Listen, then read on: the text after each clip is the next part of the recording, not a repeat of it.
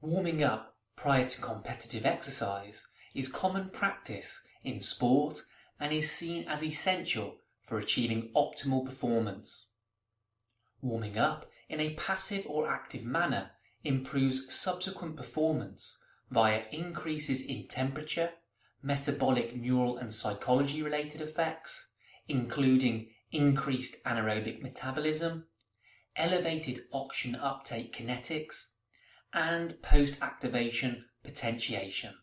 The benefit of a passive warm-up is it increases body temperature without depleting energy stores, which is what happens during the physical activity associated with an active warm-up. While the use of a passive warm-up alone is not that common, the idea of utilizing passive warming techniques to maintain elevated core and muscle temperature throughout the transition phase is becoming more popular. The article, published in the journal Sports Medicine, titled Warm-Up Strategies for Sport and Exercise, Mechanisms and Applications, by Courtney, Mcgowan and colleagues, reviewed studies that examine passive and active warm-up strategies. In doing so, they provide warm-up recommendations for running, cycling, swimming, and football and rugby. This presentation, brought to you by Talking Sports Science, will provide a summary of their recommendations. Starting off with running. For middle distance races, i.e. 800 to 1500 metres, it is recommended to complete one race pace effort. And for sprint races, between 100 to 400 metres, completing a set of at least 5 near race pace efforts are recommended to achieve subsequent faster running performance. Also, for sprint events, if possible, performing a set of heavy resistance exercises such as back squats may also enhance performance. Moving on to cycling. Longer, higher intensity aerobic warm-up strategies do not translate into better sprint cycling performance, in comparison with relatively shorter, lower intensity aerobic efforts followed by a few activation sprint efforts.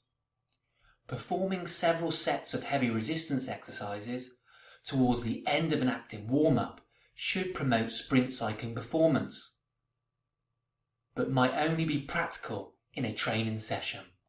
For pure sprint events, i.e. less than 30 seconds, they might be more sensitive to fatigue induced by a prior active warm-up than longer events, i.e. between 30 to 60 seconds. Moving on to swimming. Swimmers should complete between 500 and 1200 metres and include at least one set of short duration race pace efforts towards the end of their pool warm-up. Swimmers could also incorporate dry land activities or even passive heat maintenance devices, such as heated athletic garments to maintain an elevated body temperature during lengthy transition phases. Moving on to the team-based sports, football and rugby. For both football and rugby, including small-sided games in a pre-match warm-up strategy may enhance subsequent performance, but only if the duration of the warm-up strategy is less than 16 minutes. The pre-match warm-up should also be completed as close to match start as possible, with passive heat maintenance strategies considered if the transition duration exceeds 10 minutes. At half-time, a 3 to 7 minutes re-warm-up strategy involving activities such as small-sided games, repeat sprint drills or continuous running are recommended to enhance second half and repeat sprint performance. This is because the re-warm-up during the half-time break helps minimise the decline in core and muscle temperature. And that concludes the recommendations for warm-up strategies in running, sprint cycling, swimming, and football and rugby. Thanks for listening, folks. See you next time.